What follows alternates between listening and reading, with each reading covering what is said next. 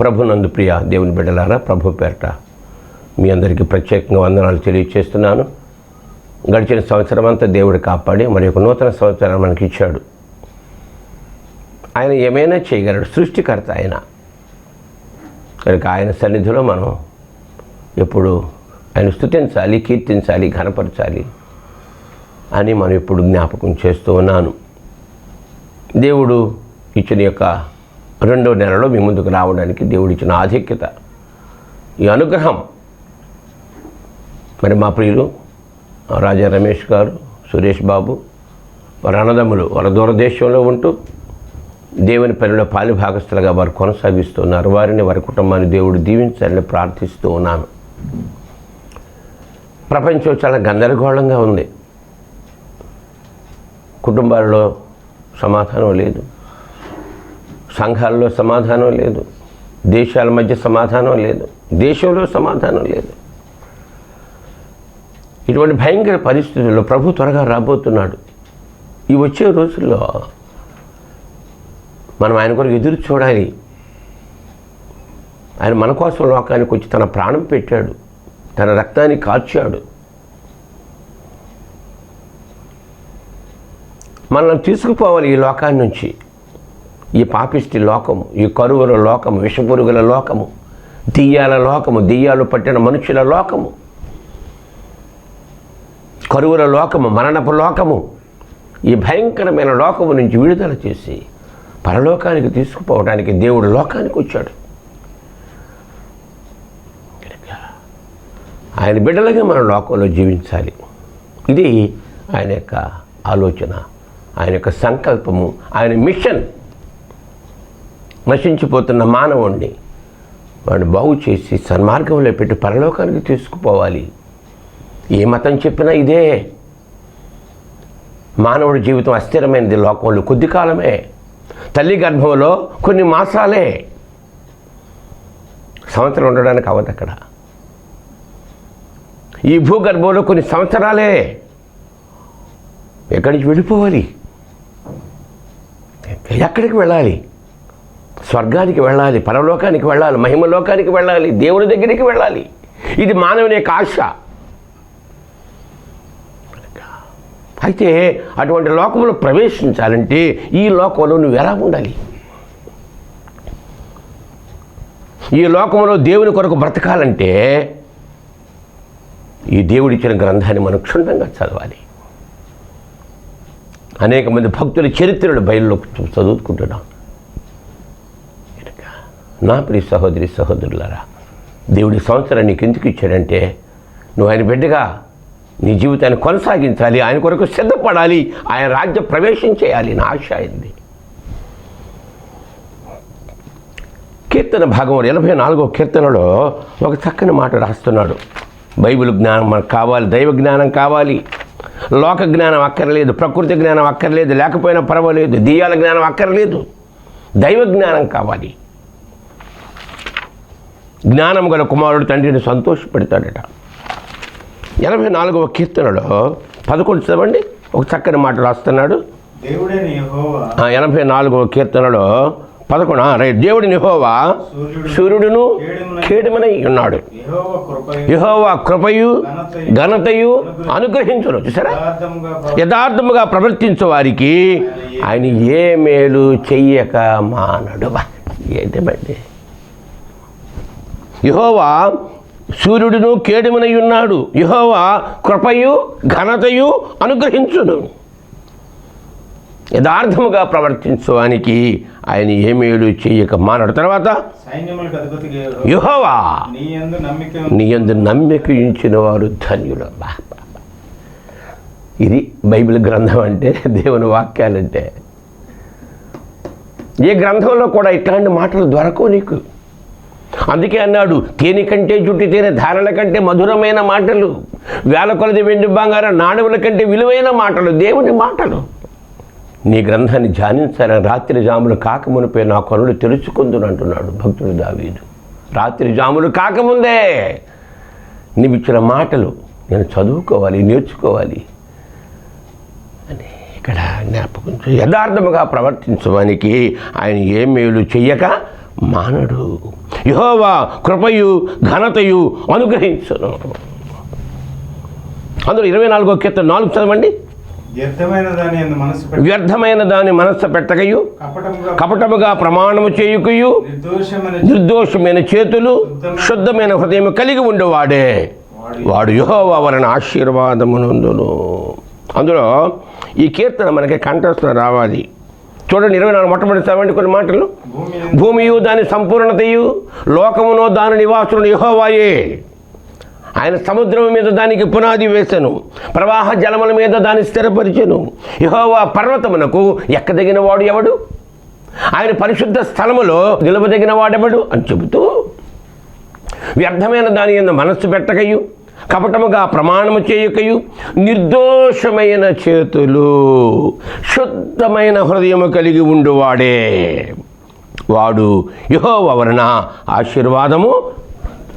నిర్దోషమైన చేతులు శుద్ధమైన హృదయము వ్యర్థమైన దాని మనస్సు పెట్టక కపటముగా ప్రమాణము చేయక. ఇది ఒక క్రైస్తవునిగా నీ యొక్క నా యొక్క బాధ్యత అని ప్రభువు పేరట హెచ్చరిక చేస్తున్నాను. కీర్తన 37:37లో నిర్దోషులను కనిపెట్టుము, యథార్థవంతులను చూడము, సమాధానపరచ వారి సంతతి నిలుచును గాని ఒక్కడైనను నిలవకుండా అపరాధులు నశించుదురు. భక్తిహీనుల సంతతి నిర్మూలమగును. నిర్దోషులను కనిపెట్టుము, యథార్థవంతులను చూడుము, సమాధానపరచ వారి సంతతి నిలుచును గాని ఒకడైనను నిలవకుండా అపరాధులు నశించుదురు. భక్తిహీనుల సంతతి నిర్మూలమైపోతుందని. 119వ కీర్తన 1 చదవండి. 119వ కీర్తన 1వ వచనం. యెహోవా ధర్మశాస్త్రమును అనుసరించి నిర్దోషముగా నడుచుకున్న వారు ధన్యులు. ఏమిటయ్య గారి నిర్దోషులు అంటున్నాడు అనుకుంటున్నారేమో. 1వ పేతురు రాసిన పత్రిక చూడండి. 1వ పేతురు రాసిన పత్రికలో 1వ అధ్యాయంలో ఎవరు చేయగలరు నిర్దోషులుగా ఈ లోకంలో? ఎవడైనా ఉన్న ఒక దోషిని నిర్దోషిగా చేసేవాడు లోకంలో ఉన్నాడా? ఇది నా ప్రశ్న. 1వ అధ్యాయంలో 18 నుంచి పితృపారంపబడిన మీ వ్యర్థ ప్రవర్తన విడిచిపెట్టినట్లుగా వెండి బంగారముల వంటి క్షయ వస్తువుల చేత మీరు విమోచించబడలేదు, కానీ అమూల్యమైన క్రీస్తు రక్తము చేత అనగా నిర్దోషమును నిష్కళంకమైన గొర్రెపిల్ల రక్తము చేత మీరు నిర్దోషమైన రక్తం. యేసయ్య అన్నాడు, నాలో పాపం ఉన్నది ఎవడైనా స్థాపించగలడా అని. ఎలాంటి వాడు చూడండి, హెబ్రీయులకు రాసిన పత్రిక 7వ అధ్యాయంలో 27 చదవండి. దేవుడు యేసయ్య ఎలాంటి వాడు? నేటి క్రైస్తవ సమాజానికి కానీ అన్య సమాజానికి కానీ యేసు ప్రభు అంటే తెలియటం లేదు. నిర్దోషియు నిష్కల్మషుడు పాపులలో చేరక ప్రత్యేకముగా ఉన్నవాడు ఆకాశ మండలం కంటే మిక్కిలి హెచ్చైన వాడైనా ఇటు ప్రధాన యాజకుడు. పవిత్రుడు నిర్దోషి నిష్కల్మషుడు పాపులలో చేరక ప్రత్యేకముగా ఉన్నవాడు ఆకాశ మండలం కంటే మిక్కిలి హెచ్చైన వాడు. ఇది యేసయ్య జీవిత చరిత్ర. ఆయన దోషిని నిర్దోషిగా చేయగలడు, పాపిని పుణ్యాత్ముడిగా పరిశుద్ధుడిగా నీతిమంతుడిగా చేయగలడు. కీర్తన 25:21. కీర్తన 25:21. నీ కొరకు నేను కనిపెట్టుకుని ఉన్నాను, యథార్థతయు నిర్దోషత్వమును నన్ను సంరక్షించునుగాక. దేవా, వారి బాధలలో నుంచి ఇస్రాయేలును విమోచించుమని. ఇక్కడ నిర్దోషిగా ఉండాలి. ఈ బైబిల్ గ్రంథంలో ఒక భక్తుడు మనకు కనిపిస్తాడు. ఆయన పేరు దానియేలు భక్తుడు. ఆయన చరిత్ర మనకు చాలా అవసరం. దానియేలు భక్తుని చరిత్ర. ఈ లోకంలో దేవుని కొరకు బ్రతకాలంటే బైబిల్లోని భక్తుడు దానియేలు గారి చరిత్ర. చాలామంది దానియేలు పేరు పెట్టుకుంటారు, మంచి పేరు, ఒక భక్తుని పేరు. ఒక ఆయన అన్నాను, యారు దానియేలు సరిగా లేడు సార్ అంటే, దానియేలు అనొద్దురా, ఆయన్ని ధనియాలు అనరా అన్నాను నేను. ధనియాలు అనరా, దానియేలు కాదు. దానియేలు అంటే భక్తుడు రా, దేవుని ఆత్మ కలిగిన వాడురా, ప్రార్థనా జీవితం కలిగిన వాడురా, దేవుని స్తుతించేవాడురా, దేవుని యందు భయభక్తులు కలిగిన వాడయ్యా, నిర్దోషి లాంటి వాడయ్యా, ఉపవాసం చేసే జీవితం కలిగిన వాడయ్యా, దేవుని నామానికి ఘనత తెచ్చుకొచ్చేవాడురా. అటువంటి వాడు దానియేలు. ఆ దానియేలు పేరు పెట్టుకొని నువ్వు అలా జీవించకపోతే నీ పేరు ధనియాలు మార్చుకోరా. ఆవాలు, ధనియాలు, జీలకర్ర ఉంటాయి చూసారా. నా ప్రియ సహోదరి సహోదరులారా, ఈ వార్త వింటున్న మీరందరూ మనము దానియేలులాగా ఉండాలని ఈ సందర్భంగా జ్ఞాపకం చేస్తూ ఉన్నాను. చూడండి, దానియేలు గ్రంథంలో కొన్ని మాటలు నేను జ్ఞాపకం చేస్తా. దానియేలు గ్రంథం, దానియేలు ఆయన ప్రవక్త, ఒక గొప్ప ప్రవక్త. బైబిల్ 66 పుస్తకాలు, పాత నిబంధనలో 39 పుస్తకాలు. ఈ 39 పుస్తకాలలో 5 ధర్మశాస్త్ర గ్రంథాలు, 12 చరిత్ర గ్రంథాలు, తర్వాత 5 కావ్య గ్రంథాలు, 5 పెద్ద ప్రవక్తల గ్రంథాలు, 12 చిన్న ప్రవక్తల గ్రంథాలు, మొత్తం 39. యెషయా, ఇర్మియా, విలాపవాక్యాలు, యెహెజ్కేలు, దానియేలు. యెషయా, ఇర్మియా, విలాపవాక్యాలు, యెహెజ్కేలు, దానియేలు, ఈ పెద్ద ప్రవక్తల గ్రంథాల్లో ఈ చరిత్ర. ఈ దానియేలు గ్రంథములు, దానియేలు గొప్ప భక్తుడు. ఈ దానియేలు గొప్ప భక్తుడు, ప్రార్థనాపరుడు. ఇటువంటి ప్రార్థనాపరుని జీవితంలో ఒక సంఘటన జరిగింది. 6వ అధ్యాయం మొట్టమొదటి చదువుకుందాం. కొన్ని మాటలు.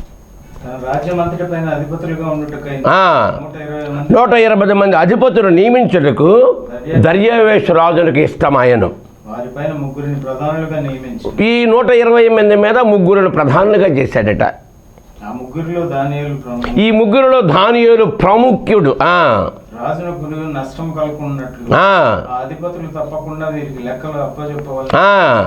ఆజ్ఞ ఇచ్చాను. ఈ దానియేలు అతి శ్రేష్టమైన బుద్ధి కలిగిన వాడై ప్రధానులలోను అధిపతులలోను ప్రఖ్యాతు నందెను గనుక దేవుడు అన్నాడు, వీళ్ళందరి మీద నువ్వు మెయిన్. దానియేలు, నువ్వు దేవుని ఆత్మ కలిగిన వాడవయ్యా అని. 5వ అధ్యాయంలో 11 చదవండి. నీ రాజ్యములో ఒక మనుషుడున్నాడు, అతడు పరిశుద్ధ దేవతల ఆత్మ కలిగిన వాడు.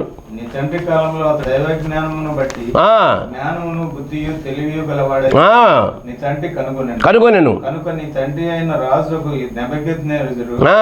శకునగాండ్రను, గారడి విద్య గలవారిని, కల్దీయులకును, జ్యోతిష్యులకును పై అధిపతిగా ఉంటాడే వాడు. అంతే దానియేలు. అతని లైఫ్ జీవిత చరిత్రలో బానిసగా తీసుకొచ్చేవాడు.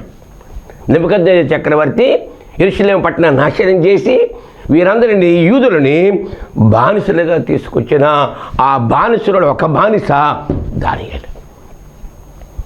ఇతడు దేవుని ఆత్మ కలిగిన వాడు, యెహోవాను భయభక్తులు కలిగిన వాడు కనుక దేవుడు అతను అధిపతిగా.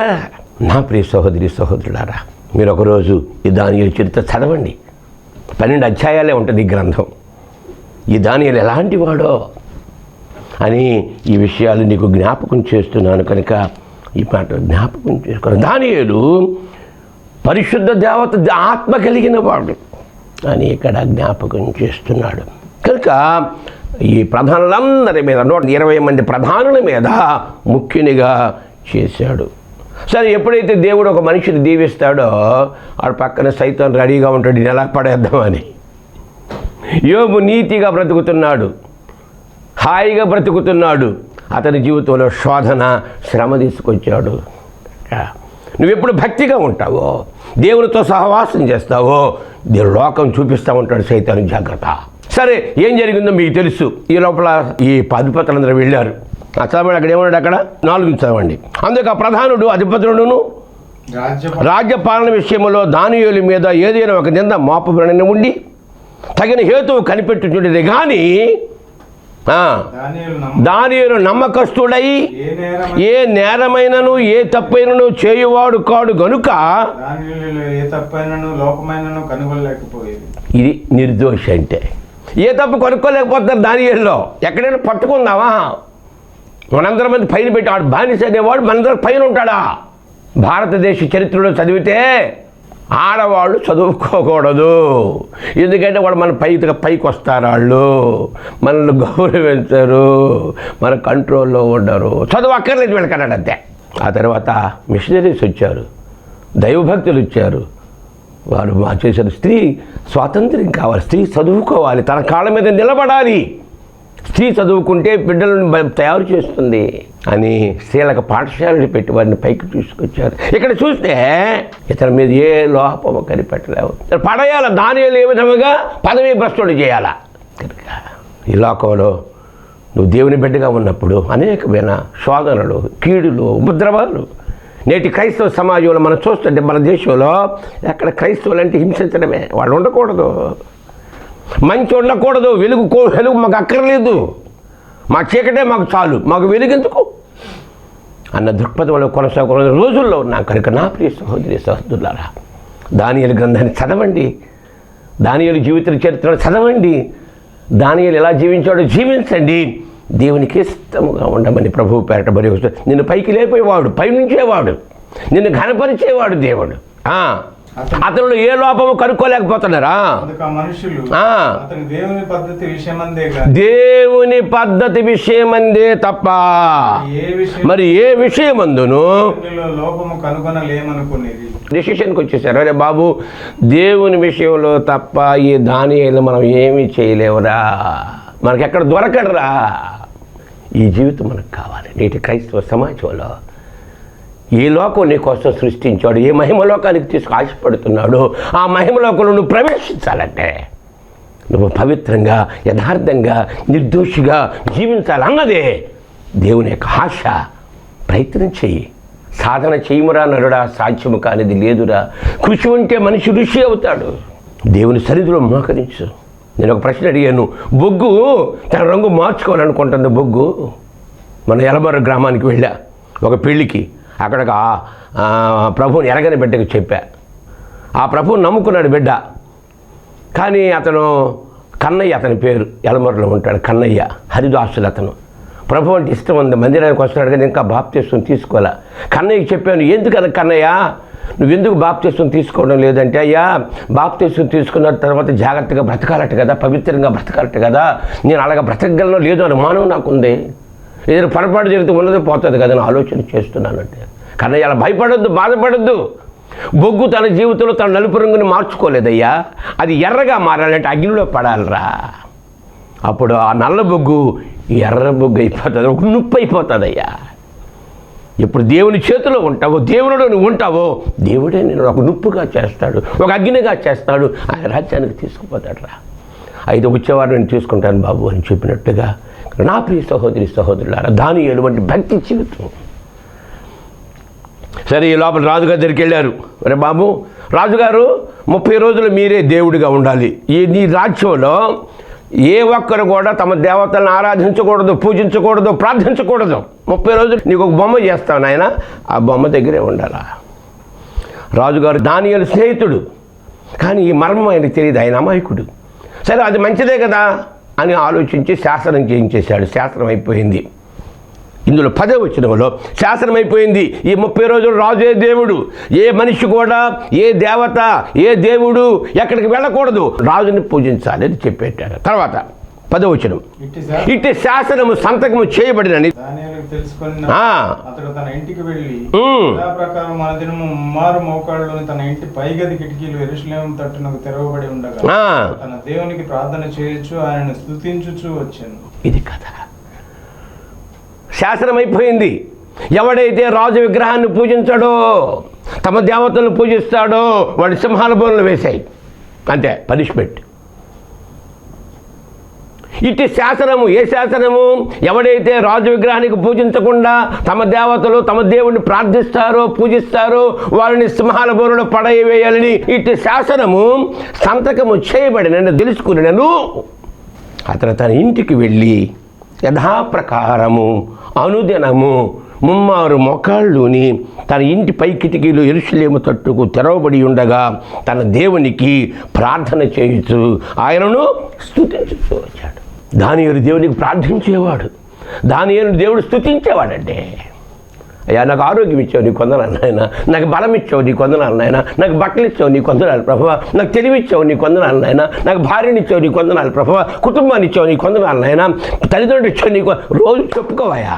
నా ప్రాణమో యెహోవాను స్తుతించు, ఆయన చేసిన ప్రకారంలో దేనిని మరిచిపోకని జ్ఞాపకం చేస్తుంది దేవుని గ్రంథం. దానియేలు ఇట్టి శాసనము సంతకము చేయబడి తెలుసుకున్నవాడైనప్పటికీ నా దేవుడు నాకు తెలుసు, నా ప్రార్థన, నా జీవితము, నా దేవుడు. నేను బానిసగా ఉన్న నన్ను ఈ రాజ్యానికి మొదట పదాల అధిపతిగా చేశాడా. నా ప్రియ సహోదరి సహోదరులు, ఇన్నాళ్ళుగా క్రైస్తవ జీవితంలో దేవుని వల్ల నువ్వే అనుభవించే నీకు తెలియదా? నువ్వు ఎక్కడుండేవాడు, ఎక్కడ తీసుకొచ్చాడు, ఇప్పుడు ఏం చేస్తున్నావు? నీకు ఆరోగ్యం ఇచ్చి, నీకు బలం ఇచ్చి, నీకు శక్తి ఇచ్చి, నీకు కుటుంబాలు ఇచ్చి, సంఘాన్ని ఇచ్చి పోషించమని, బలపరచమని, సిద్ధపరచమని చెబితే నువ్వేం చేస్తున్నావు? ఒకసారి ఆలోచించుకోవాల్సిందిగా మరి ఒకసారి ప్రభు పేట మీకు మనవి చేస్తూ ఉన్నాడు. దేవుడు తన రక్తం ఇచ్చి సంపాదించిన సంఘాన్ని కాయటానికి పెట్టాడు నిన్ను.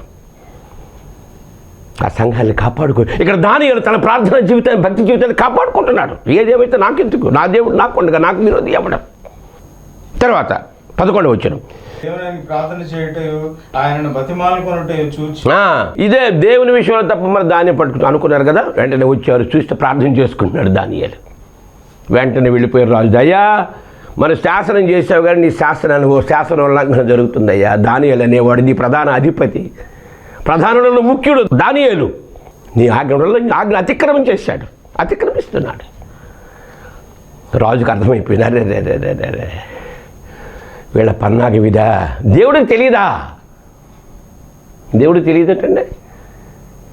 ఈ నేల ఆయనది, ఈ నీరు ఆయనది, ఈ గాలి ఆయనది, ఈ సూర్యుడు, ఈ చంద్రుడు, ఈ నక్షత్రాలు ఎంత ఆయనది. ఇదంతా ఆయన ఇంట్లో ఏముంది ఆయన తెలీదా? అల్పవిశ్వాసి ఎందుకు భయపడతావన్నాడతే. నా ప్రియ సహోదరి సహోదరులారా, దానియేలు దేవుని మీద ఆధారపడిన వ్యక్తి, ప్రార్థనాపరుడైన వ్యక్తి, ఆయన దేవుని స్తుతించే వ్యక్తి, దేవుని ఆత్మ కలిగిన వ్యక్తి, దేవునితో సంధించబడిన వ్యక్తి, నిర్దోషి. రాజుగారికి చెప్పారు. రాజుగారు అన్నారు, సరే. రాజు ఏం చేయగలడు? శాసనం అయిపోయింది కదా, సింహాల బోనులో పడేయాలి.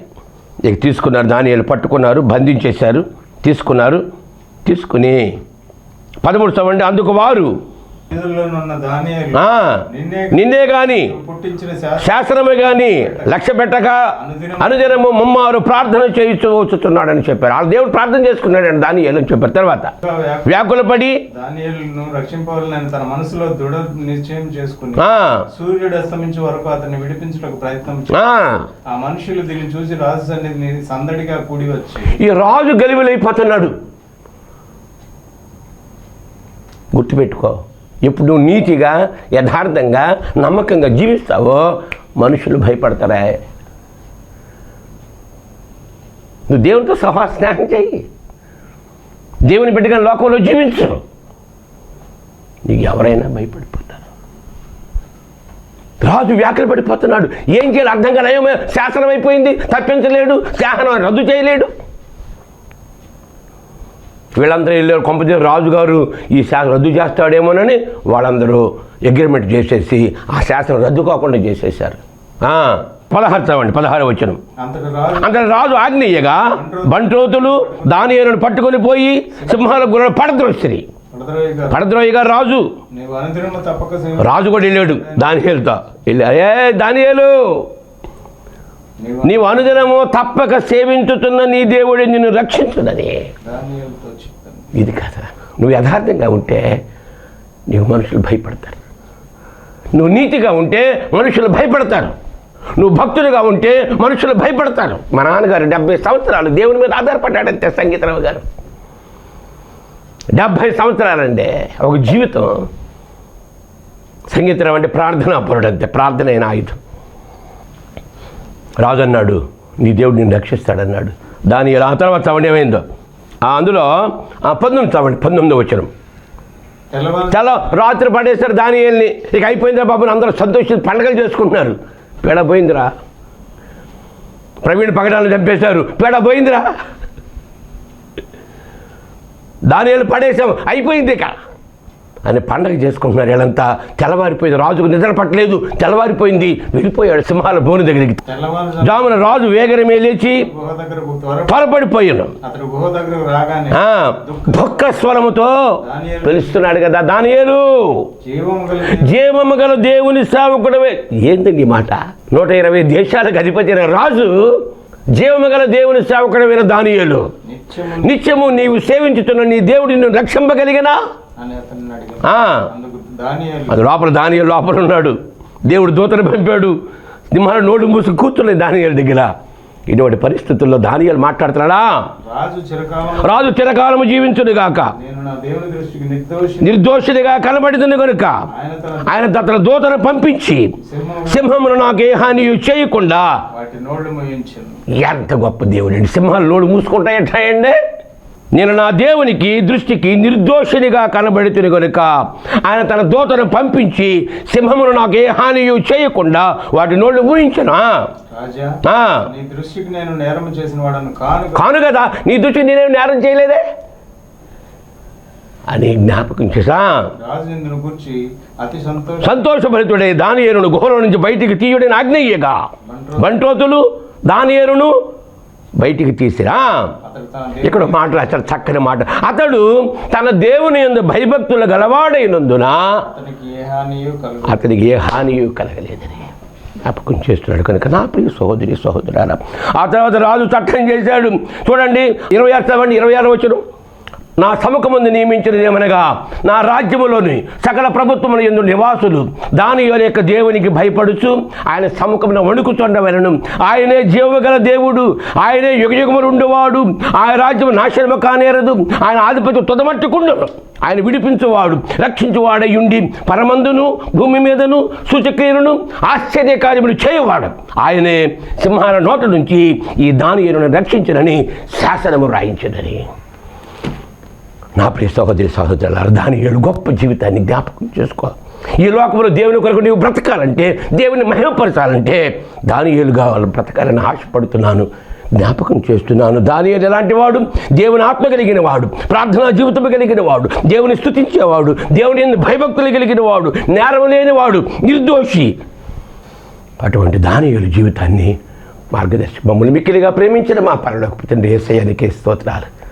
దానియేలు జీవితం జ్ఞాపకం చేసుకుని దానియేలుగా మేము కూడా నీ భక్తులుగా లోకంలో జీవించి నిన్ను మహిమపరిచి ఘనపరిచి పరలోకంలో ప్రవేశించే భాగ్యాన్ని ఆ ప్రభు మనందరికీ అనుగ్రహించునుగాక. దేవుడి మాటలు దీవించునుగాక. ఆమేన్. మన ప్రభువు నాకు యేసుక్రీస్తు కృపయు తండ్రి అయిన దేవుని ప్రేమయు పరిశుద్ధాత్మ సహాయ సహకార నిరంతరం మీకు తోడుగా ఉండి అధికముగా వర్ధల చేయనుగాక. ఆమేన్.